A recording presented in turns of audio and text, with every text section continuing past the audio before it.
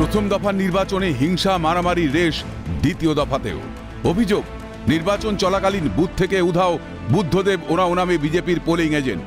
অপহরণের অভিযোগ তৃণমূলের বিরুদ্ধে। শুধু তাই নয়, আরও এক পোলিং এজেন্টকে মারধরও করা হয় বলে অভিযোগ। ঘটনা পুলিশকে জানালেও কোনো পদক্ষেপ না নেওয়ারও অভিযোগ উঠেছে। চাঞ্চল্য দার্জিলিংয়ের চোপড়া বিধানসভার ৭১ নম্বর বুথ এলাকায়। এখন দুজনে একসঙ্গে ছিলাম, তারপরে ওরা আমাদেরকে কাগজপত্র ছেড়ে নিয়ে নিল। হাত থেকে ছেড়ে নেওয়ার পরে আমাকে একদিকে ধাক্কা মুক্কা করে আমার বাড়িতে ঢুকাই দিল আমাকে, আর ওই বুদ্ধদেবকে ওই দিকে নিয়ে আসলো আর কি, ওর বাড়ির দিকে। তারপরে তো ওকে পাচ্ছি না আমরা খোঁজে, কোথায় গেল কোথায় টিএমসিরা। হ্যাঁ, পুলিশকে জানিয়েছি তো, কই কিছু বললো না পুলিশ। এখনো খোঁজ পাওয়া যায়নি? না, বুদ্ধদেব এখনো পাওয়া যায়নি। কোথায় গিয়েছিল? ভোট দিতে। তারপর আর বাড়ি আসেনি? না, কোথায় গেছি আর। কোথায় নিয়ে গিয়েছে এখনো পর্যন্ত খোঁজ পাচ্ছেন না বুদ্ধদেব ওরাও, তার বাড়ির লোকেরাও জানেন না।